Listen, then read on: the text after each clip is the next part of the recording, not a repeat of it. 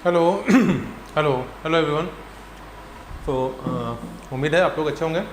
हम लोग का आज अगली क्लास है, क्लास 9 है ये, ठीक है। जीके जीएस जो सेक्शन चल रहा है, दिल्ली कांस्टेबल और यूपीएसआई के लिए ये सेक्शन रिलेवेंट है।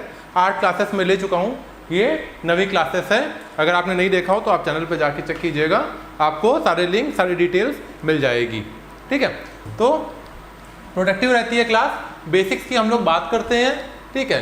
क्वेश्चंस के माध्यम से चीज़ों को समझने की कोशिश करते हैं और बेहतर तरीके से, ठीक है। तो बिना ज़्यादा समय गवाए आइए शुरू करते हैं। पहला क्वेश्चन हम लोग देखते हैं। सवाल क्या है? सवाल जो है जीके जीएस का ही सेक्शन हम लोग देख रहे हैं, थोड़ा इसको और ताकि आपको दिक्कत ना हो। चलो, भारत के संविधान का अनुच्छेद 360 निम्नलिखित में से किस विषय से संबंधित है? ठीक है, भारत का जो संविधान है उसमें अनुच्छेद 360 है, वो किस विषय से संबंधित है? ठीक है, तो देखो भारत का जो अनुच्छेद 360 है वो, जैसे अगर आपने थोड़ा सा भी इसको पढ़ा होगा, थोड़ा सा भी अगर आपने कॉन्स्टिट्यूशन वगैरह पढ़ा होगा तो आपने 3 तरीके की इमरजेंसी पढ़ी होगी। कौन कौन सी इमरजेंसी की बात हो रही है? पहला है यूनियन इमरजेंसी, यूनियन या सेंटर इमरजेंसी या कह लीजिए नेशनल इमरजेंसी। दूसरी इमरजेंसी कौन सी होती है? State emergency. अगर मान लीजिए आपके राज्य का जो तंत्र है, जो सिस्टम है, जिस तरीके से राज्य काम कर रहा है वो ब्रेक डाउन हो जाता है, तो आर्टिकल 355 के तहत गवर्नर जो है प्रेसिडेंट को बोलता है कि भैया देखो यहाँ का सिस्टम सही नहीं चल पा रहा है, आप जो है कुछ इसके लिए कार्यक्रम करो, कुछ काम करो। तो क्या करता है प्रेसिडेंट जो है ऐसे हालात में स्टेट इमरजेंसी उस राज्य में लगा देता है। और तीसरी इमरजेंसी है जो आज तक जो है कभी अप्लाई नहीं हुई, लेकिन संविधान के पन्नों में ये दर्ज है, उसका नाम क्या है? उसका नाम है फाइनेंशियल इमरजेंसी।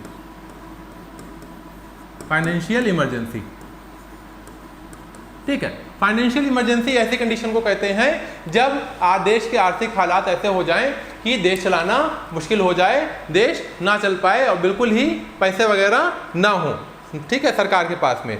तो ऐसे कंडीशन में जब सरकार बनाई जा रही थी, कॉन्स्टिट्यूशन लिखा जा रहा था, तो संविधान बनाने वालों को भाई लगा होगा कि हो सकता है ऐसे हालात आ जाए कि पैसे की इमरजेंसी आ जाए, पैसा ना बचे किसी के पास में, पैसा ना बचे। तो ऐसे कंडीशन में जो सी इमरजेंसी लगती है उसको क्या कहते हैं? उसको कहते हैं फाइनेंशियल इमरजेंसी। तो इस बारे में जो बात होती है,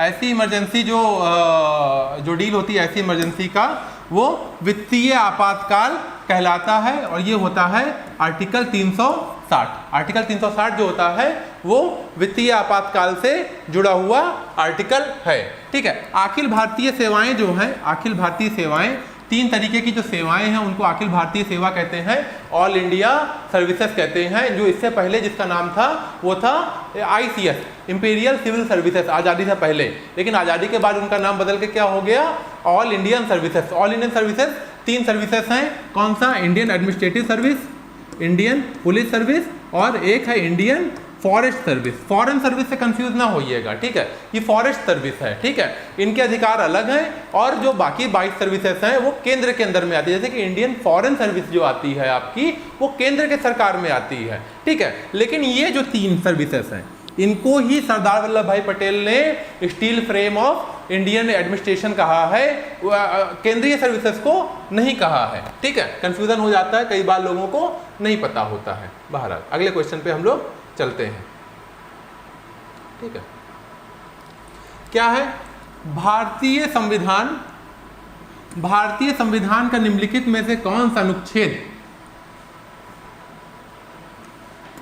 अपने लोगों को पोषण के स्तर और जीवन स्तर को बढ़ाने का निर्देश देता है? ठीक है, हम सबको पता है एक सेक्शन है जिसको कहते हैं directive principle of state policy. Directive principle of state policy, 36 से 51 तक इसके प्रावधान हैं। जैसे बाबा अम्बेडकर ने क्या बोला था कि ये जो है इंटीग्रल प्रिंसिपल हैं एडमिनिस्ट्रेशन के, इनके तहत ही एडमिनिस्ट्रेशन चलेगा, इनके तहत ही एडमिनिस्ट्रेशन चलेगा।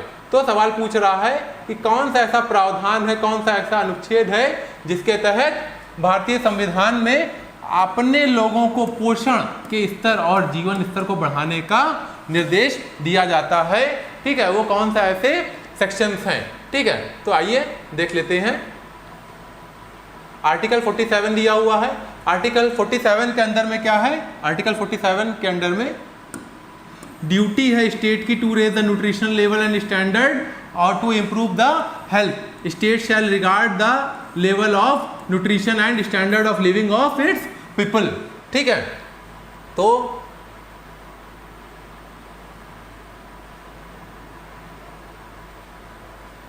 आर्टिकल 37 आंसर नहीं है इसका, आर्टिकल है आर्टिकल 47। आर्टिकल 47 के अंदर में आर्टिकल 17 जो है अनटचेबिलिटी से रिलेटेड है। आर्टिकल 57 जो है वो प्रेसिडेंट के री इलेक्शन से रिलेटेड है। री इलेक्शन, प्रेसिडेंट के री इलेक्शन से रिलेटेड है। ठीक है, हमारा आंसर क्या हो जाएगा? आर्टिकल 47। अगले पे चलते हैं।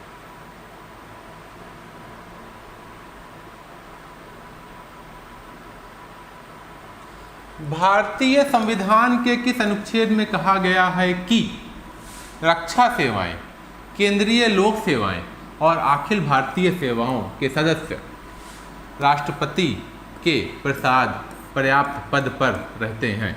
क्या मतलब है, क्या कहने की कोशिश हो रही है, फिर से समझ लीजिए। ठीक है, देखिए, जो मान लीजिए लेखपाल है आपके एरिया का, ठीक है, या कानूनगो है, ठीक है, उसको राष्ट्रपति नहीं अपॉइंट कर रहा है, लेकिन जो आपके एरिया का कलेक्टर है, जो आपके एरिया का एसपी है, उसको अपॉइंट कौन करता है? उसको अपॉइंट करता है राष्ट्रपति। उस इतनी बड़ी अथॉरिटी उसको अपॉइंट करती है। और संविधान में प्रावधान है कि कोई भी अधिकारी जिसको एक कोई अथॉरिटी अगर अपॉइंट कर रही है, उससे बड़ी अथॉरिटी होनी चाहिए उसको उसके पद से हटाने के लिए, उसके पद से हटाने के लिए उससे बड़ी अथॉरिटी, उसके पद से हटाने के लिए उससे बड़ी अथॉरिटी होनी चाहिए। उससे छोटी अथॉरिटी उसको उस पद से नहीं हटा सकती है। राष्ट्रपति से बड़ा कोई है ही नहीं, इसलिए आईएएस आईपीएस को राष्ट्रपति के माध्यम से ही हटाया जा सकता है, उसके अलावा नहीं हटाया जा सकता है।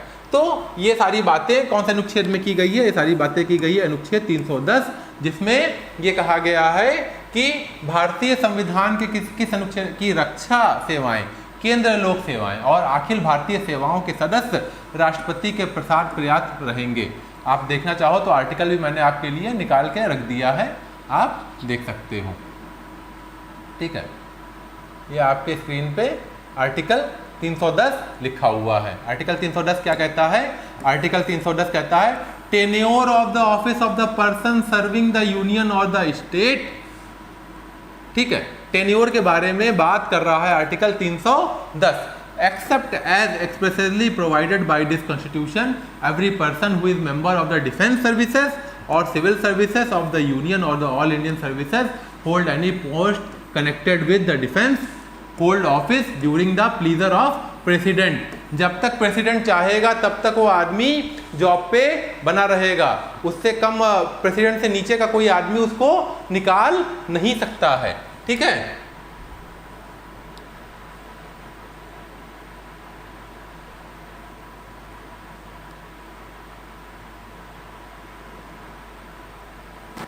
चलिए अगला सवाल हम लोग देखते हैं।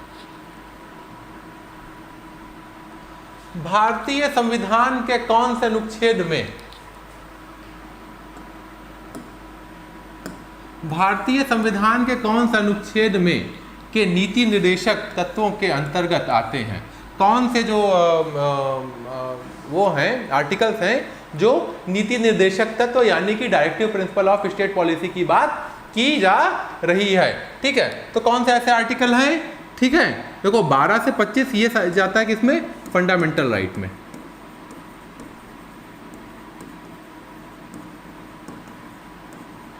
जबकि वो जाता है 12 से 35 तक। ठीक है।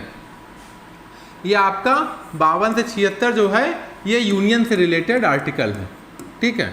जो आपका 26 से 35 है ये भी फंडामेंटल राइट में चला जाता है, फंडामेंटल राइट में चला जाता है, ठीक है। और आपका 36 से 51 जो है ये नीति निर्देशक तत्व है, नीति निर्देशक तत्व हैं, या जिसको इंग्लिश में कहते हैं directive principle of state policy, ठीक है। ऐसे प्रिंसिपल्स जो संविधान में दिए गए हैं जिनको सरकार को ध्यान देना है कभी भी जब वो अपना राजकाज चला रही हो, ठीक है।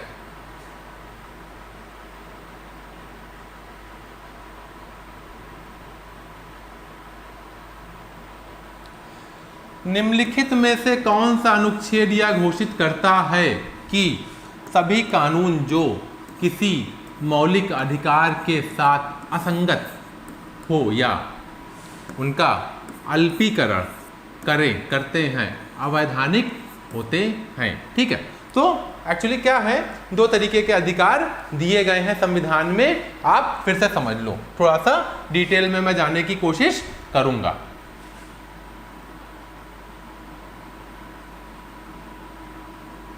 ठीक है। पहला तरीके के जो अधिकार है, पहले तरीके के जो अधिकार है उसको कहते हैं जस्टिफाइबल, और जो दूसरा है वो कहते हैं नॉन जस्टिफाइबल, ठीक है। दो तरीके के अधिकार संविधान में दिए गए हैं, पहले को कहते हैं जस्टिफाइबल, दूसरे को कहते हैं नॉन जस्टिफाइबल। जस्टिफाइबल का मतलब क्या है कि यदि अधिकार का हनन हुआ तो आप सुप्रीम कोर्ट या हाई कोर्ट जा सकते हैं और इनसे न्याय की उम्मीद कर सकते हैं कि भैया देखो ऐसा है कि हमारे अधिकार का हनन हुआ है और आप हमको इंसाफ दो, ऐसे तो आपके राज में नहीं चल पाएगा, मजा नहीं आ रहा है, बढ़िया नहीं लग रहा है। और दूसरा जो है नॉन जस्टिफाइबल है, अगर आपके अधिकार का हनन हुआ तो आप सुप्रीम कोर्ट या हाई कोर्ट नहीं जा सकते हैं, ठीक है, नहीं जा सकते हैं। तो जो पहला आपका अधिकार है वो आपका आता है, जो पहला अधिकार है वो आएगा आपका फंडामेंटल राइट, फंडामेंटल राइट की कैटेगरी में, और जो दूसरा आपका अधिकार है वो आएगा directive principle of state policy या नीति निदेशक तत्व, जिसको कहते हैं, ठीक है। तो दो तरीके के अधिकार की बात आपके संविधान में हुई है, ठीक है।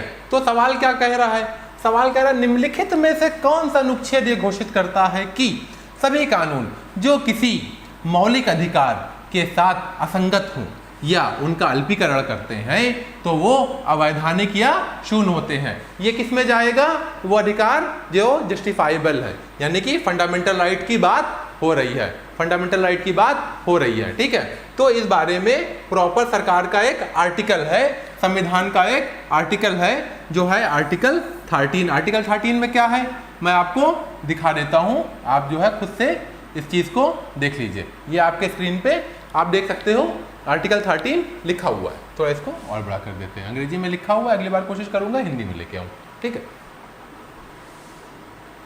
तो आर्टिकल 13 क्या कहता है भैया, इसको देख लो जरा। आर्टिकल 13 का लॉ इनकंसिस्टेंट, इनकंसिस्टेंट मतलब जो कंसिस्टेंट नहीं है, यानी कि जो फंडामेंटल राइट के अनुसार नहीं है। और derogation of the fundamental right all laws in force in the territory of the India immediately before the constitution in so for as they are inconsistent with the provision of the part shall extend of the inconsistency will be void, यानी कि हर वो कानून जो आज़ादी से पहले ऐसे थे जो आपके मानवाधिकार का, फंडामेंटल राइट का, वो बुनियादी अधिकार जो हैं आपको उसका हनन कर रहे हैं, वो वॉइड हो जाते हैं। स्टेट के भी सारे कानून वॉइड हो जाते हैं, ठीक है। कोई भी कन्वेंशन वगैरह भी काम नहीं करेगा, ठीक है। फला फला बातें लिखी हुई है और कुछ खास तो नहीं।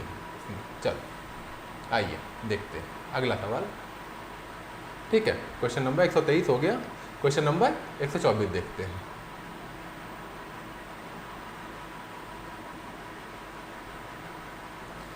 क्या कहता है, भारतीय संविधान के निम्नलिखित किस अनुच्छेद में अंतरराज्य परिषद की स्थापना का प्रावधान शामिल है? अंतरराज्य यानी कि inter state council. Inter state council की बात संविधान में हुई है। इंटर स्टेट काउंसिल का मतलब क्या है? इंटर स्टेट काउंसिल का मतलब होता है कि ऐसी एक काउंसिल जो राज्यों के बीच में सामंजस्य बैठाने का काम करे।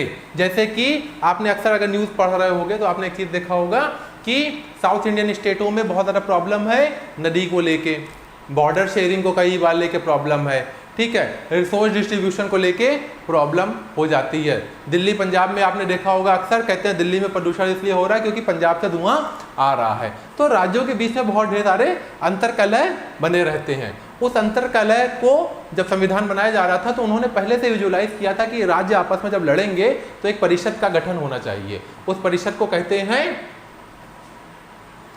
अंतरराज्य परिषद। अंतरराज्य परिषद जिसको कहते हैं इंटर स्टेट काउंसिल इंग्लिश में। इंग्लिश में क्या कहते हैं? उसको कहते हैं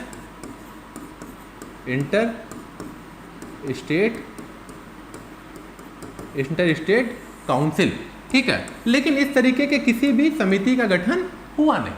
बात यह है लिखा तो बहुत कुछ है संविधान में, लेकिन किया क्या गया, एग्जीक्यूट कितना हुआ, ये इसमें फर्क है, ठीक है। कथनी और करनी में जैसे फर्क हो जाता है, कथनी और करनी में फर्क है। आर्टिकल भी मैं आपके सामने रख देता हूं, आप खुद इसको पढ़ो और समझने की कोशिश करो, ठीक है, कि आर्टिकल क्या कहता है। मोटी मोटी बातें मैं खुद ही बता देता हूं, ठीक है। 263 नंबर का आर्टिकल है कॉन्स्टिट्यूशन ऑफ इंडिया 1949 के।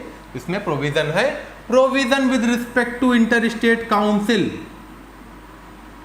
If any at the time it appear to president that public interest would be served by establishment of the council, ठीक है। क्या कह दिया इसने जो है गड़बड़ी ये कर दिया इस आर्टिकल ने कहा कि तब बनाएंगे जब प्रेसिडेंट को लगेगा कि बनाना चाहिए। ये नहीं है जैसे कि union public service commission UPSC है, इलेक्शन कमीशन है, इसको कहा भैया तत्काल बनाओ, इसकी ज़रूरत है। लेकिन इंटर स्टेट काउंसिल को ये कहा गया कि बना लेना आराम से, जब प्रेसिडेंट साहब को ऐसा लगेगा कि बना लेना चाहिए तो बना लेना होता है, ठीक है। तो इसके तहत आप देख लो क्या क्या है, इसके काम क्या था, इंक्वायर करना और एडवाइस करना डिस्प्यूट रिलेटेड टू स्टेट। राज्यों के बीच में जो लड़ाइयाँ हो रही हैं उसका जो डिस्प्यूट है उसको हल करने की बात होता है। Investigation and discussing the subject in which some और ऑल ऑफ द स्टेट और द यूनियन और वन और more of the state have common interest. कोई ऐसा सब्जेक्ट को डिस्कस करना जो जिसमें बाकी राज्यों का कॉमन इंटरेस्ट हो, ठीक है। Make recommendation of any state subject, मतलब इसमें जो है बाकी सारी चीज़ें दिया हुआ है कि अगर इंटर स्टेट काउंसिल बनेगा तो उसके क्या क्या रोल या प्रावधान होते, ठीक है। तो इंटर स्टेट काउंसिल की बात मैंने आपको समझा दिया, ठीक है। असल में क्या है, संविधान बनाने वाले बहुत दूरदर्शी थे, ठीक है, क्योंकि बहुत ही पढ़े लिखे लोग थे यार। मतलब जो है लंदन के स्कूल से लॉ किया हुआ है, गांधी जी, नेहरू जी, ये सभी लोग लंदन स्कूल लंदन से इन लोग लॉ करके आए थे। यहाँ देखो मतलब चिल्हर लॉयर जो हैं, छोटे छोटे लॉयर जो कोई भी कॉलेज से पढ़ लेते हैं, एप्लीकेशन का स्पेलिंग नहीं पता है, वो खुद को बड़ा वकील मानने लगते हैं, तोप मानने लगते हैं। नॉलेज तो तब आती है जब आप टाइम दो, पेशेंस रखो, समझ रखो, ठीक है, जो है। तो आर्टिकल कौन सा है? 236 के बारे में बात हो रही है, ठीक है। तो इसका आंसर हो जाएगा आर्टिकल 236।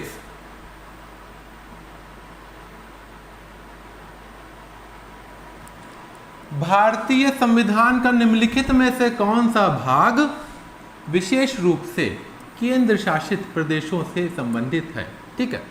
ऐसा कौन सा भाग है जो प्रॉपर केंद्र शासित प्रदेशों से संबंधित है, ठीक है। आइए विश्लेषण करते हैं कि कौन सा ऐसा भाग है जो भैया सिर्फ यूनियन टेरिटरी से जुड़ा हुआ है, ठीक है। तो भाग 4 जो है आपका वो नीति निदेशक तत्व है।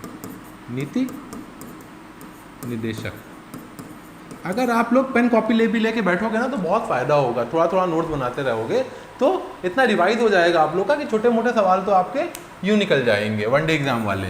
ये हैं फंडामेंटल ड्यूटीज।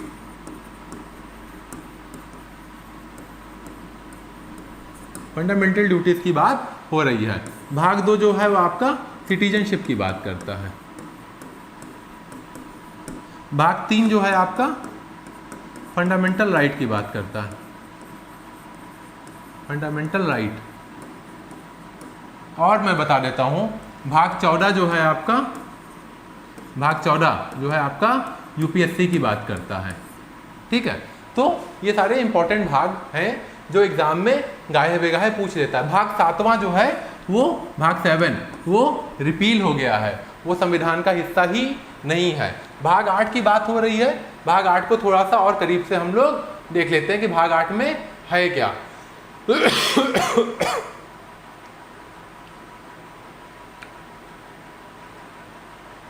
भाग 8 की बात हो रही है, भाग 8 को हम लोग देख लेते हैं। यूनियन टेरिटरीज की बात हो रही है, administration of the union territories की बात होती है।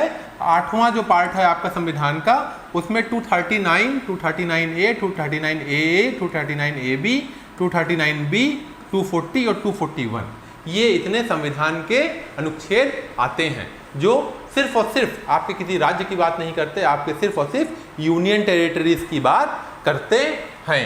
ठीक है, तो 239 कौन सा है? एडमिनिस्ट्रेशन ऑफ यूटी की बात करता है। 239A कौन सा है? Administration creation of the legislature of the council of the minister of the both of the, अगर सेंटर में जो यूनियन टेरिटरीज में काउंसिल ऑफ मिनिस्टर बनाना है, यानी कि जो दिल्ली वाला मामला है, वो 239A के अंडर में आता है। स्पेशल प्रोविजन की बात हो रही है तो दिल्ली के बारे में 239AA है। Provision in case of the failure of the constitution किस बारे में है? ये 239AB में है।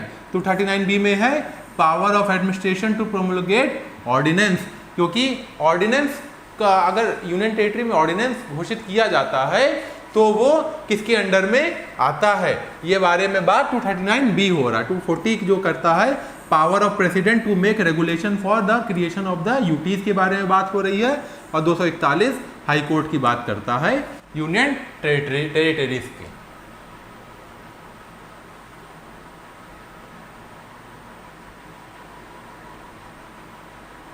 ठीक है, तो मेरे ख्याल से इसका आंसर आपको मिल गया होगा। इसका आंसर है भाग 8। भाग 8 जो है यूटीज की बात करता है। भाग 8 जो है आपके सारे यूनियन टेरिटरीज की बात करता है।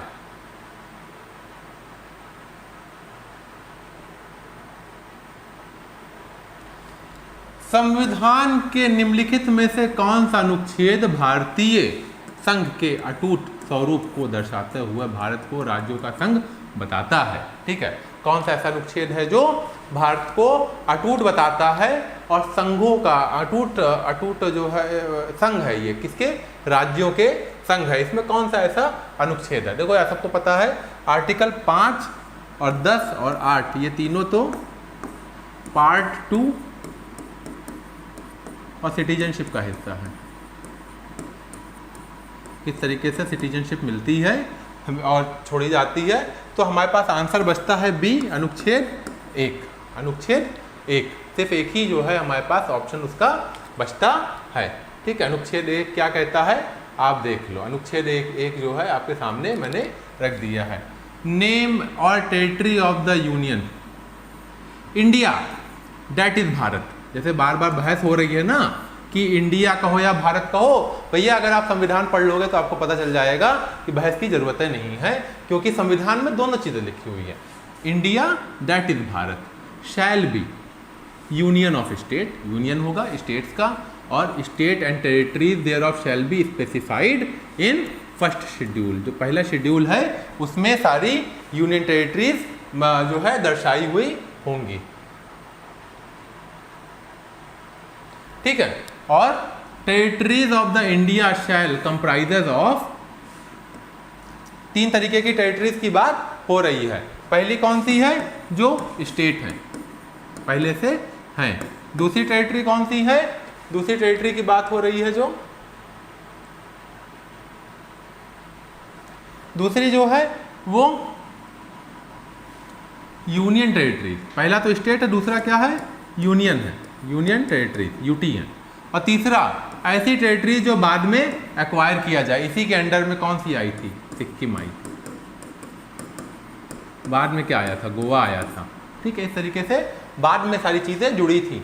गोवा को आज़ादी 1961 में मिली है। ठीक है,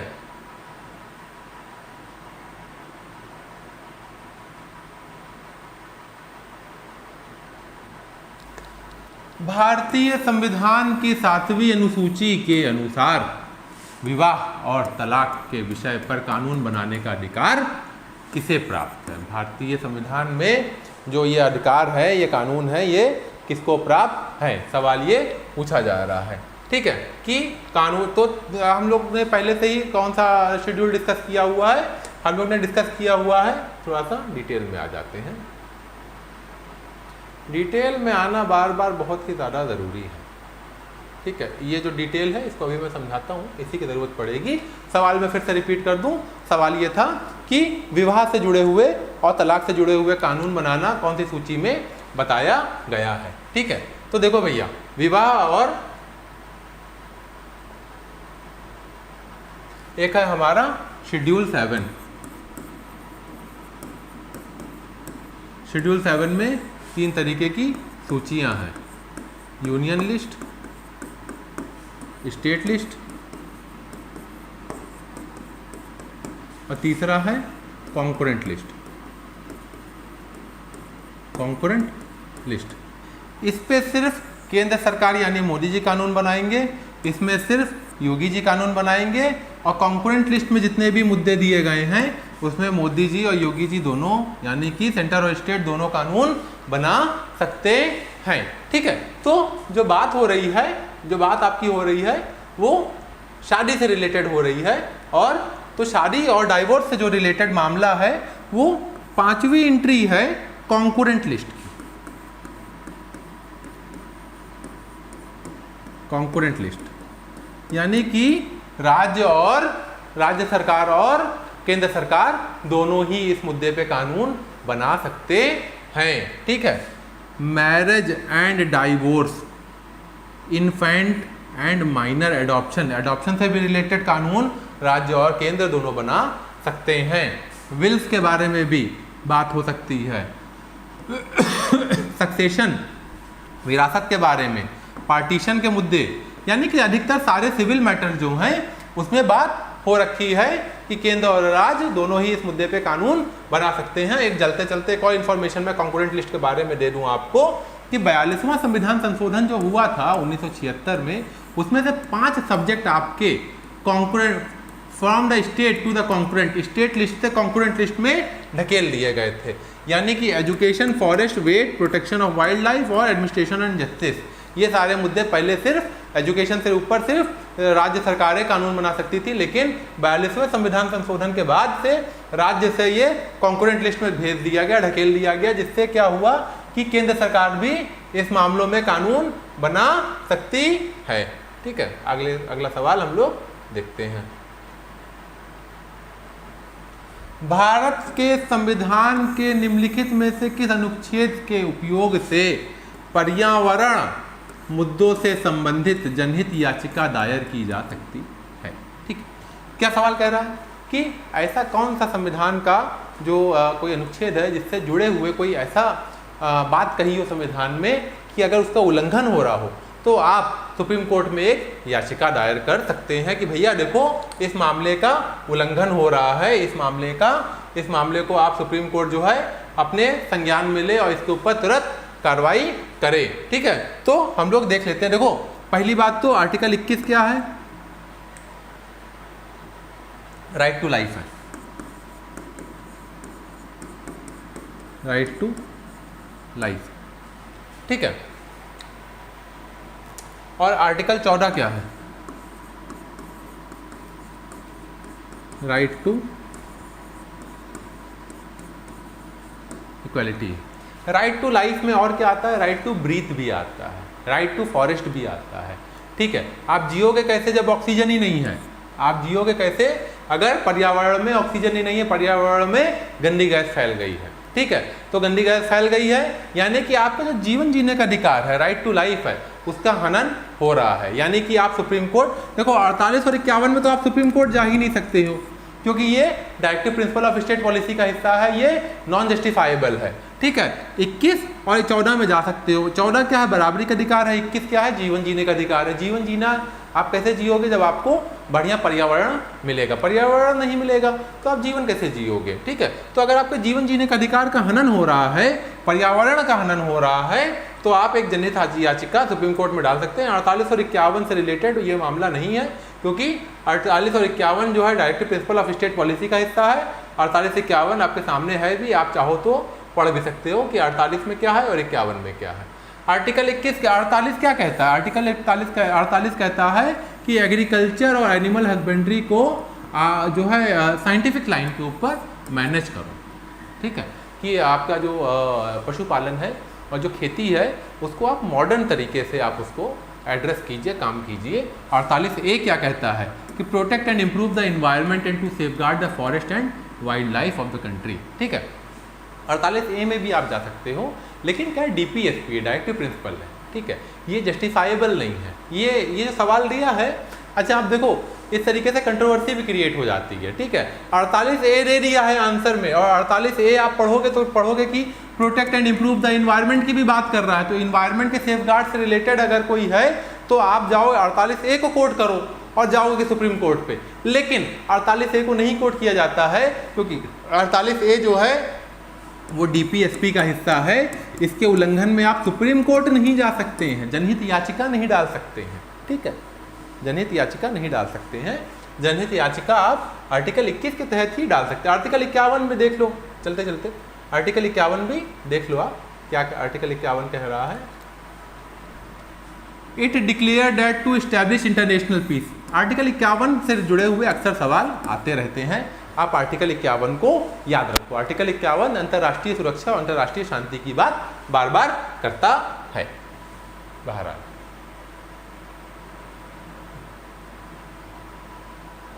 मेरे ख्याल से आज का ये आखिरी सवाल होगा। देखते हैं, भारत संविधान के किन अनुच्छेद में राज्य की नीति निर्देशक तत्व का उल्लेख किया गया है, ठीक है। कहाँ से कहाँ तक के अनुच्छेद हैं जो नीति निर्देशक तत्व यानी directive principle of state policy की बात की गई है। ये देखो, ये सवाल भी किसने पूछा, UPSI में पूछा हुआ है। UPSI में सवाल पूछा गया है। तो हम सबको पता है 5 से 11 जो है सिटीजनशिप है, 12 से 35 फंडामेंटल राइट है, 52 से 62 यूनियन से जुड़ा हुआ है, ठीक है। और 36 से 51 नीति